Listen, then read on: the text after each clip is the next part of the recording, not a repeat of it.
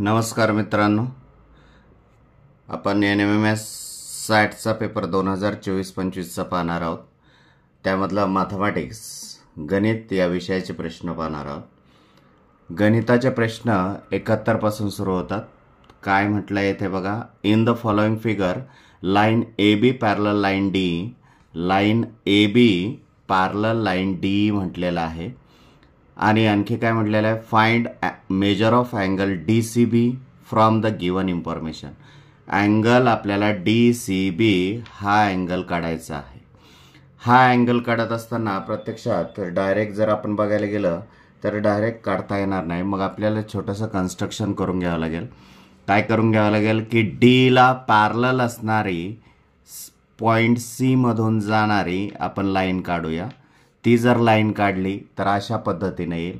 म्हणजेच ही line L जी आहे, ही line L DE ला सुद्धा पॅरलल असेल आणि AB ला सुद्धा पॅरलल असेल. मग जर विचार केला तर पहा, DE parallel line L and transversal DG, तर हा अँगल या अँगलशी कॉन्ग्रंट होणार आहे. कारण हे कोणत्या टाईपचे अँगल आहेत, पेअर ऑफ अल्टरनेट अँगल्स आहेत. म्हणून हा 50 डिग्रीचा आहे, हा सुद्धा किती होणार आहे, 50 डिग्रीचा. आणि त्यानंतर आपण हेही बघितलं आहे की line L parallel line AB आणि ट्रान्सव्हर्सल जर BC म्हटलं तर हा अँगल आणि हा अँगल हे इंटेरियर अँगल्स होतील. आणि इंटेरियर अँगल सप्लिमेंटरी असतात, हे तुम्हाला माहितीच आहे. त्यांची सम 180 येईल. 110 plus something is equal to 180. that is here this measure of this angle is 70 degree. म्हणून यांचं किती होणार आहे, अँगल DCB या अँगलचं मेजरमेंट हे दोन्ही अँगल मिळून होणार आहे 50 प्लस 70 120. म्हणून सेकंड ऑप्शन इज करेक्ट. त्यानंतर आपण 72 क्वेश्चन पाहणार आहोत. From the following triangle, which triangle has its orthocenter as the vertex of that triangle? म्हणजेच ऑर्थोसेंटर कोणत्या ट्रायंगलमधून जाऊ शकतो, लक्षात घ्या. एकच असा ट्रायंगल असेल की त्याच्या ऑर्थोसेंटर म्हणजेच काय की परपेंडिक्युलर बायसेक्टर जे आहेत ते परपेंडिक्युलर बायसेक्टर एका कोणत्या तरी एका विशिष्ट पॉइंटमधून जात असतात. परपेंडिक्युलर बायसेक्टर एका ज्या पॉइंटमध्ये इंटरसेक्ट करतात त्याला ऑर्थोसेंटर असं म्हणतात. आणि ह्या ऑर्थोसेंटरमधून जाणारी परपेंडिक्युलर बायसेक्टर ही व्हर्टेक्समधून जाते. अशी कुठं आहे तर ही राईट अँगल ट्रायंगलमध्येच आपल्याला मिळेल. बघा, हा जो हायपोटेनिसचा परपेंडिक्युलर बायसेक्टर आहे तो आपल्याला या ट्रायंगलच्या व्हर्टेक्समधून जाताना दिसेल. म्हणून याचा ऑप्शन थर्ड इज करेक्ट.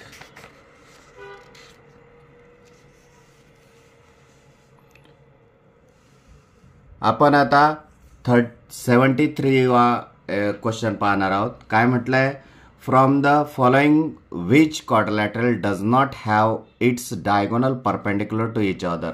म्हणजे कोणाचे डायगोनल्स किंवा कर्ण हे परस्परांचे लंब नसतात. स्क्वेअर दिलेला आहे, काईट दिलेला आहे, रोम्बस आहे, रेक्टँगल आहे. स्क्वेअर म्हटलं की तुम्हाला तर माहितीच आहे स्क्वेअरची प्रॉपर्टी काय आहे, diagonals are perpendicular and bisect each other. हे स्क्वेअरच्या बाबतीत होतच आहे. त्यानंतर रोम्बसच्या बाबतीत सुद्धा तेच होतं आहे की ही प्रॉपर्टी आहे रोम्बसची सुद्धा डायगोनलच्या बाबतीत. Diagonals of rhombus are perpendicular bisect each other. काईटच्या बाबतीत सुद्धा प्रॉपर्टी आहे, परंतु ही प्रॉपर्टी रेक्टँगलच्या बाबतीत होत नाही. म्हणून इथे फोर्थ ऑप्शन इज करेक्ट. त्यानंतर नेक्स्ट क्वेश्चन काय म्हटलेलं आहे, observe the following figure, find which additional information should be given to make triangle ABC and triangle ABD congruent by SAA test. म्हणजेच SAA टेस्टने हे दोन ट्रायंगल कॉन्ग्रंट होण्यासाठी additional काय इन्फॉर्मेशन लागते तुम्हाला माहिती आहे.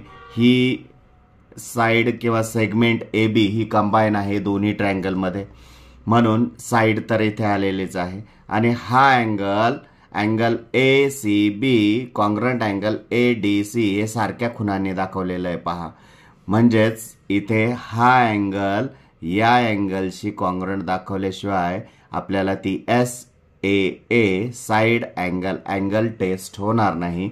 मग चला तर पाहूया हा अँगल या अँगलशी कॉन्ग्रंट आहे तर लागतोय तर ते ऑप्शनमध्ये आहे का. Angle ABC congruent angle ABD असा हा थर्ड ऑप्शन आहे. म्हणून third option is correct.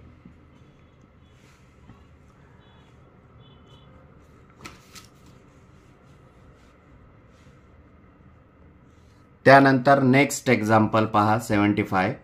After giving discount of 7% an article is sold for ₹3,813. Find the mark price of article असं म्हटलेलं आहे.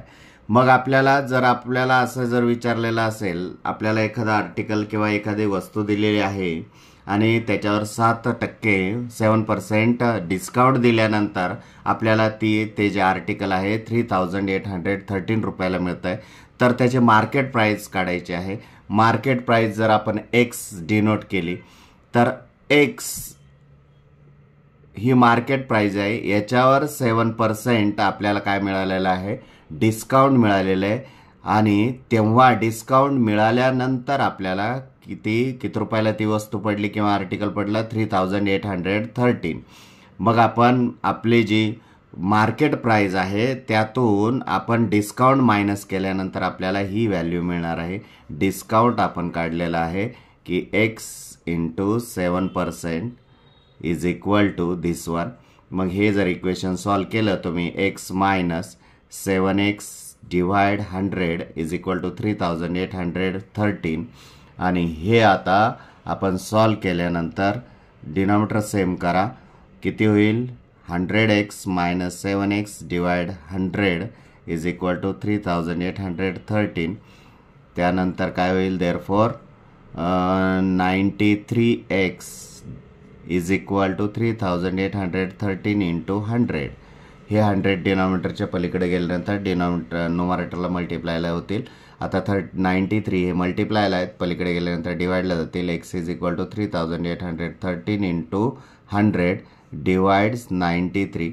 आणि 93 ने जर डिवाइड केलं तर किती येतात, 93 × 1 = 93, 93 × 4 = 372.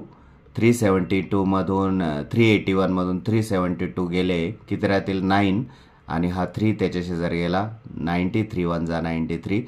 आणि याने गुणल्यानंतर एक्सची व्हॅल्यू किती येते, 41,000. आणि एक्स काय आहे, मार्केट प्राइस आहे. आपल्याला मार्केट प्राइस विचारलेली आहे. म्हणून येथे first option is correct.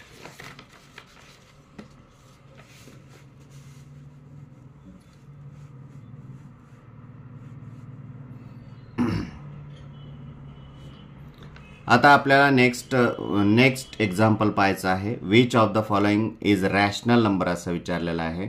Rational number तुम्हाला माहितीच आहे की रॅशनल नंबर कशाला म्हणतो आपण, इरॅशनल नंबर कशाला म्हणतो, ज्याचं nth रूट निघत नाही ते असतं इरॅशनल नंबर. तुम्हाला माहितीच आहे त्याची डेफिनेशन. मग आता इथे हा इरॅशनल नंबर आहे, लक्षात घ्या. √2चा रूट निघत नाही म्हणून हा इरॅशनल नंबर आहे. हा सुद्धा इरॅशनल नंबर आहे, हा सुद्धा इरॅशनल नंबर आहे. आणि इथे क्यूब रूट ऑफ 8 म्हणजेच 2 × 2 इज इक्वल टू 4. म्हणून याला आपल्याला काय म्हणता येईल, रॅशनल नंबर असं म्हणता येईल. त्यानंतर आपण पाहूया simplify cube root of 0.11769 sample जे आहे त्याचा ऑप्शन 4th. त्यानंतर 78 पहा. If x direct proportional y, x is direct proportional y म्हणजेच काय, x is equal to ky, that is x is equal to x/y is equal to k1 असं म्हणूया, याला 1 म्हणूया. And y inversely proportional to z म्हणजेच काय, y is equal to k2z and therefore yz is equal to k2 असं आपल्याला म्हणता येईल.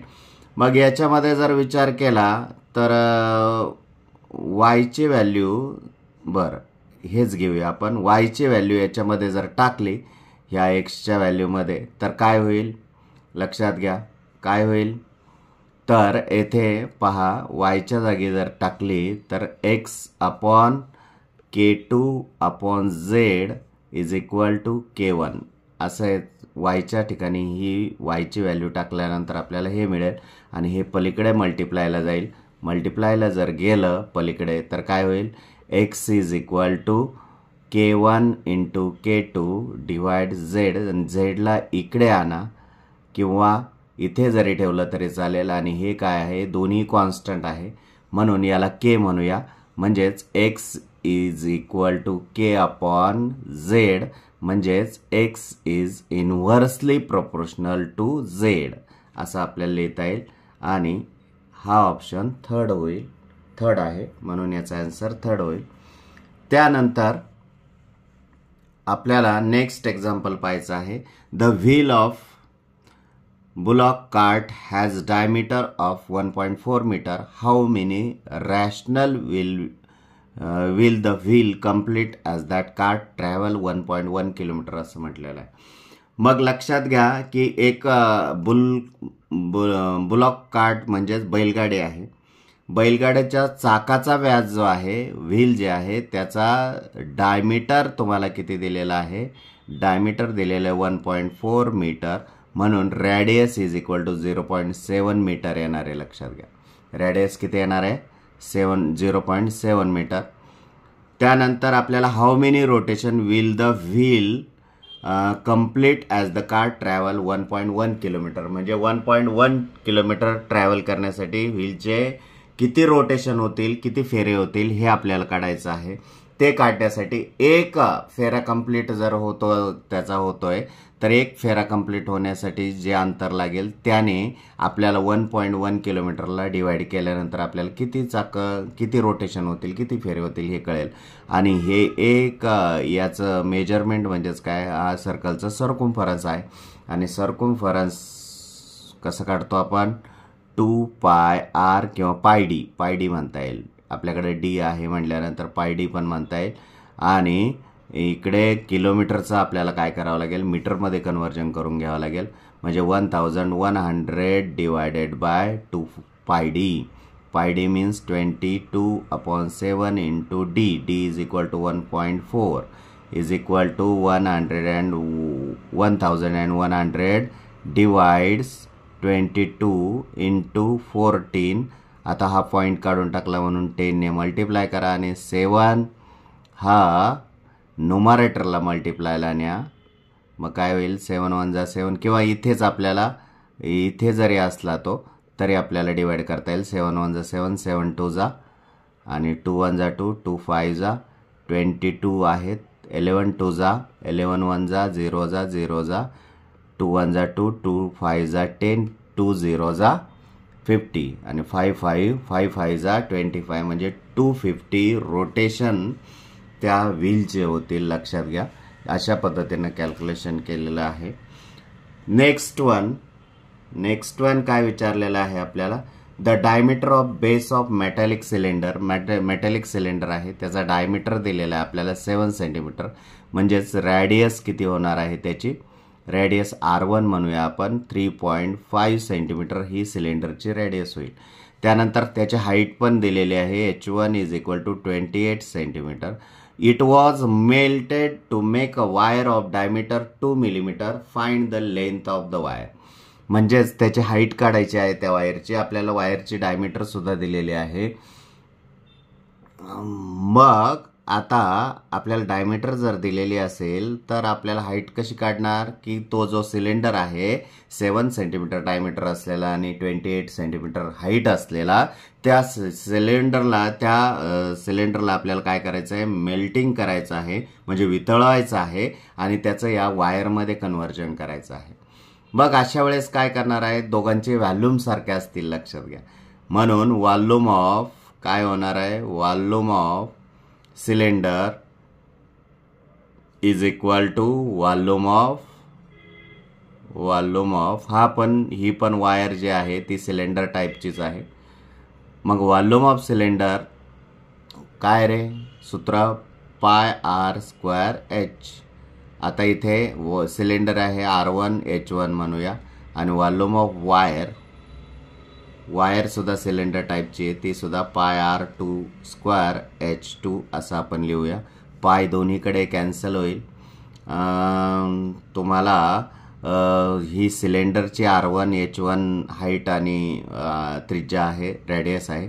आता वायरची डायमीटर 2 मिलीमीटर आहे, ते सेंटीमीटरमध्ये कन्वर्ट करताना लक्षात घ्या 10 millimetre is equal to 1 centimetre आहे, लक्षात घ्या. मग आता काय येईल, डायमीटर सेंटीमीटरमध्ये जर कन्वर्ट केला तर 0.2 सेंटीमीटर डायमीटर येईल, आणि डायमीटर एवढा आहे म्हटल्यावर रेडियस किती येईल 0.1, म्हणजेच R2 is equal to 0.1 centimetre येईल, आणि तुम्हाला H2 काढायचा आहे. चला तर याच्यामध्ये किमती टाकूया. R1 is equal to 3.5 into 3.5 into H1 28 is equal to R2 0.1 into 0.1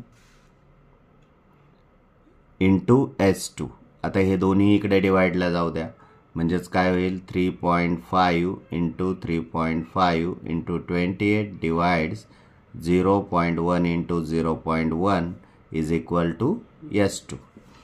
मग आता पॉइंट नंतर किती संख्या आहे, एक संख्या, इकडे एक संख्या आहे. हा पॉइंट एक नाही, तिकडे सरकवा, हाही सरकवा, आणि हे दोन्ही सरकवा, म्हणजेच काय 1 1 राहतील, आणि 35 इंटू 35 इंटू 28, आणि यांची जी काय आहे मल्टिप्लिकेशन आहे यांचं मल्टिप्लिकेशन हे किती येतं 34,300 सेंटीमीटर, आणि इथे आन्सर दिलेले आहेत मीटरमध्ये, म्हणून याला डिवाइड 100ने कराल, कारण 100 centimetre is equal to 1 metre.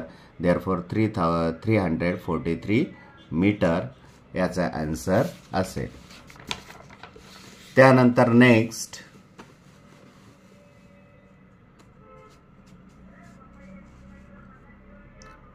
Next example पहा.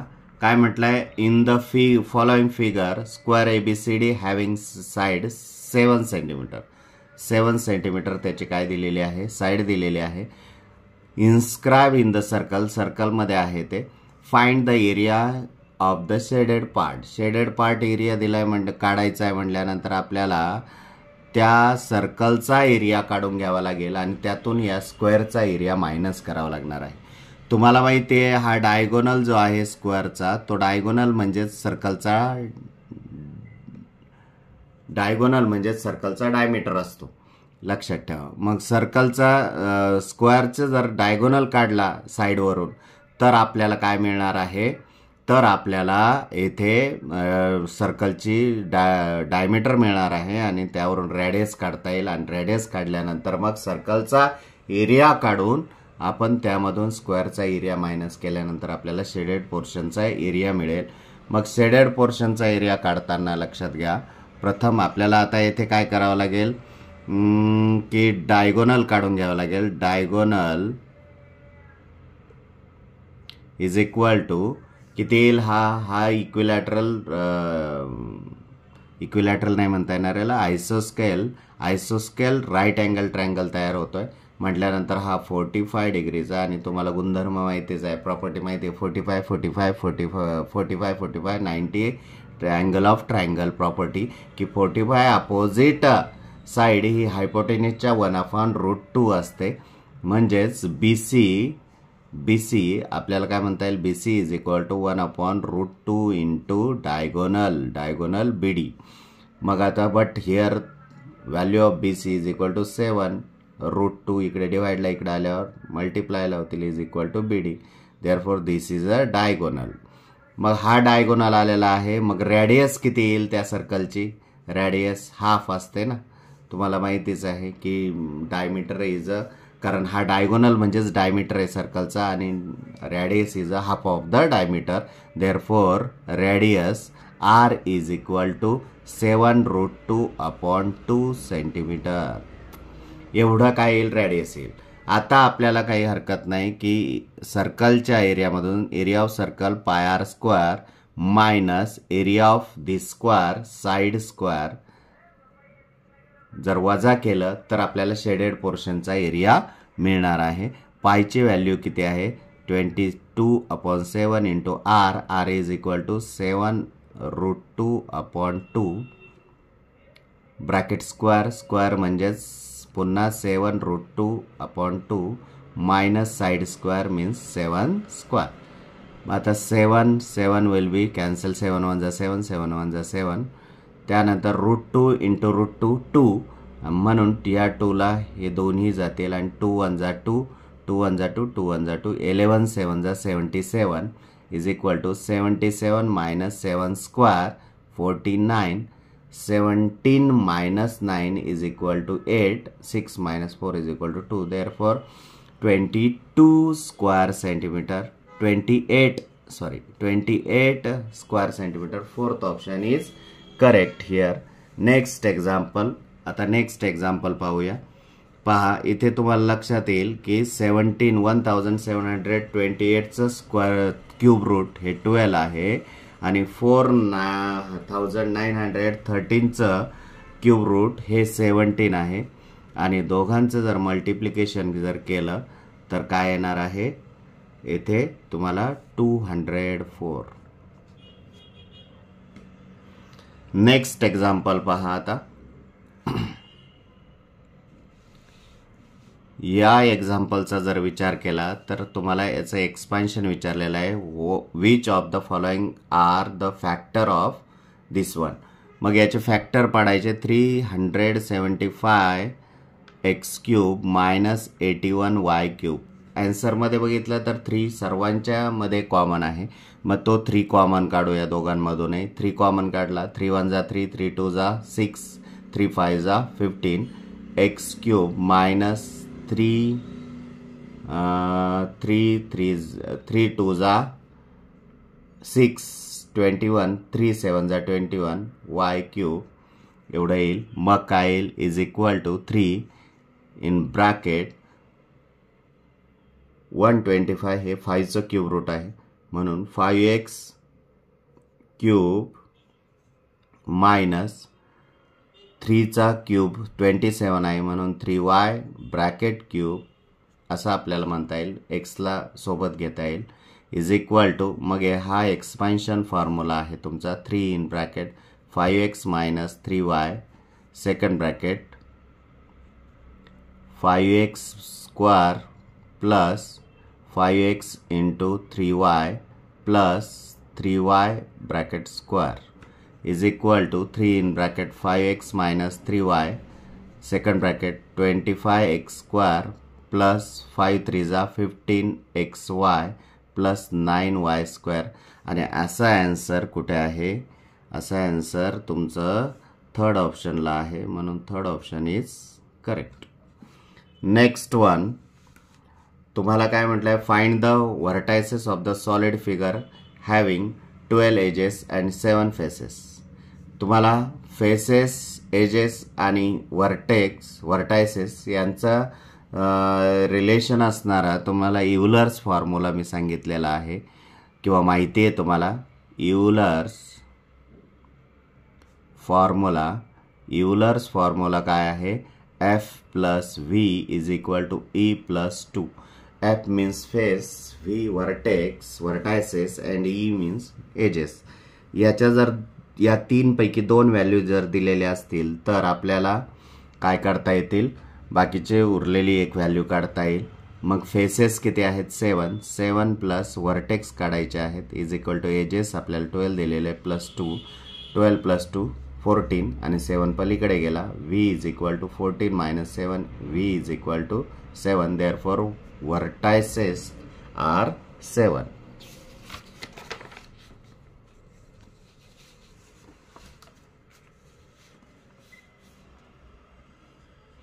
The sum of the 4 consecutive even numbers is 460. Which of the following numbers will not be in this 4 number असं म्हटलेलं आहे. बघ आता याच्यामध्ये हे सोडवताना आपल्याला काय म्हटलंय 4 कॉन्झिक्युटिव्ह इव्हन नंबर्स. मग इव्हन म्हणजे काय सम. बघ आता 4 consecutive even numbers, consecutive even numbers मधला डिफरन्स 2 असतो हे तुम्हाला माहितीच आहे.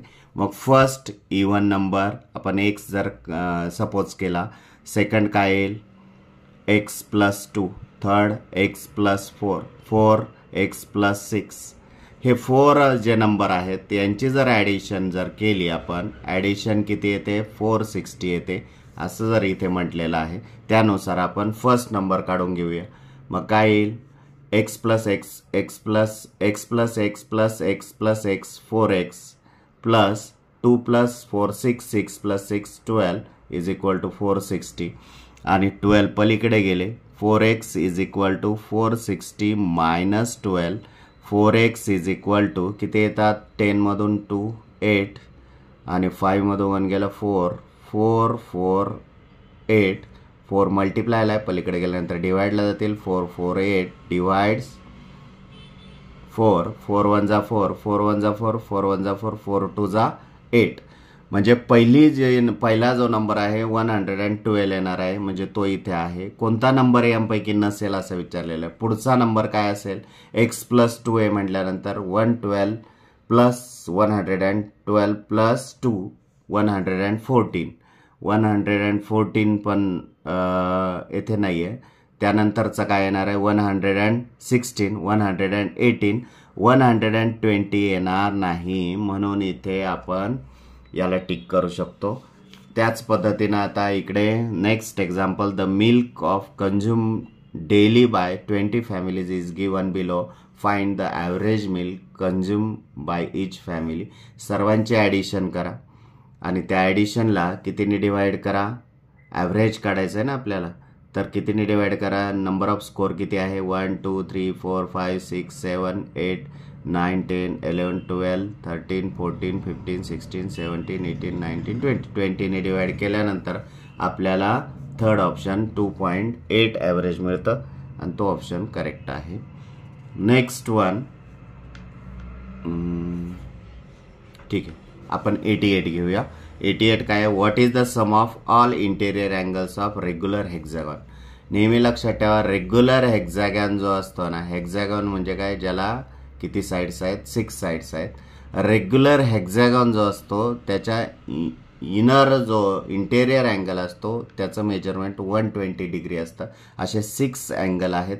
120 into 6 is equal to 720 degree, 720 degree. Therefore fourth option is correct.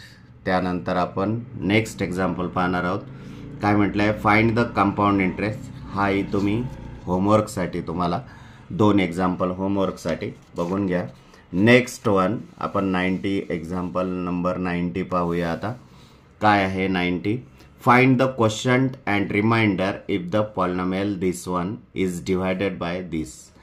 मग लक्षात घ्या 8x cube minus 27y cube याला याने डिवाइड करायचं आहे. याचे फॅक्टर पाडूया आपण. आपल्याला फॅक्टर पाडता येतात फॉर्म्युलानुसार. 8 कशाचा क्यूब आहे 2चा, 2x cube minus 3y bracket cube असं लिहिता येईल, कारण 27 हा 3चा क्यूब आहे. त्यानंतर इथे एक्सपान्शन फॉर्म्युला आहे तुमचा कोणता, की कोणता आहे एक्सपान्शन फॉर्म्युला इथे लिहितो मी. A cube minus B cube is equal to first bracket A minus B, second bracket A square plus A B plus B square.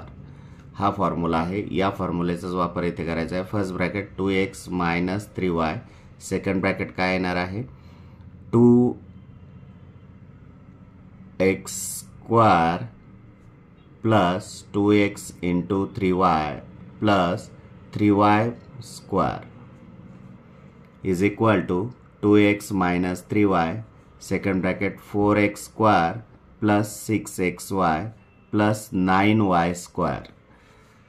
म्हणजेच असे फॅक्टर पडतील आणि हा फॅक्टर आपल्याला इथे याने जर डिवाइड केलं तर आपल्याला हे मिळेल, क्वोशंट हे मिळेल आणि रिमाइंडर काय येणार आहे 0 येणार आहे. म्हणून असं कुठे आहे तर फर्स्ट ऑप्शनमध्ये आहे, म्हणून फर्स्ट ऑप्शन इज करेक्ट.